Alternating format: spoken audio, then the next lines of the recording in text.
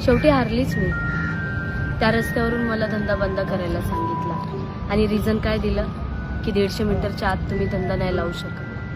तर मी म्हटलं की मलाच एकटीला रूल्स लागू होतात का, बाकीचे लोक नाही आहेत का तिथे. तर बोलतात की नाही आम्ही आता JCB घेऊन फिरणार आहे, आम्ही इलेक्शनपासून ते झालोच आहे, आता आम्ही जाणारच आहे तिथे, रोजच धंदे बंद करणार आहे, आम्हाला एक पण धंदा नाही. मला त्या रस्त्याची पूर्ण हिस्ट्री माहिती आहे. 5-10 मिनिटासाठी बंद होईल, अर्ध्या तासासाठी बंद होईल किंवा दिवसभरासाठी बंद होईल, दुसऱ्या दिवशीपासून स्टार्ट करतीलच ना.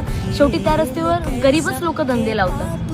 सर्वांना धंदे करायचे, सर्वांना पोट लावणारच बिचारे लोक.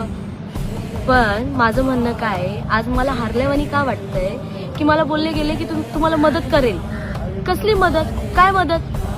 त्या रस्त्यावरून तुम्ही निघून जा, कुठेतरी दुसरीकडे धंदा लावा, दुसरीकडे जागा बघा तुम्ही, आणि आम्ही सांगतो तिथे बाजूला गार्डन आहे तिथे लावा. अरे गार्डनच्या इथे लोक खायला येत नाही तिथे, चिकन बिकन खायला येत नाही लोक, माझ्याकडे येतील का खायला तिथे? आणि मी तिथे एवढा धंदा बसवलाय ज्या जागेवरती, त्या जागेवरून तुम्ही मला बोलताय काढून टाका. एवढं 1.5-2 वर्षाची मेहनत फुकट.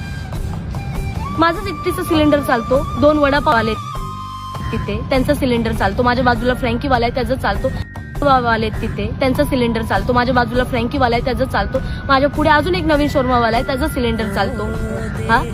परत ती एवढी मोठी फ्रँकीवाली सकाळपासून रात्रीपर्यंत तिच्या इथे गर्दी असते, तिचे किती सिलेंडर चालतात ते सिलेंडर नाही दिसत का तुम्हाला?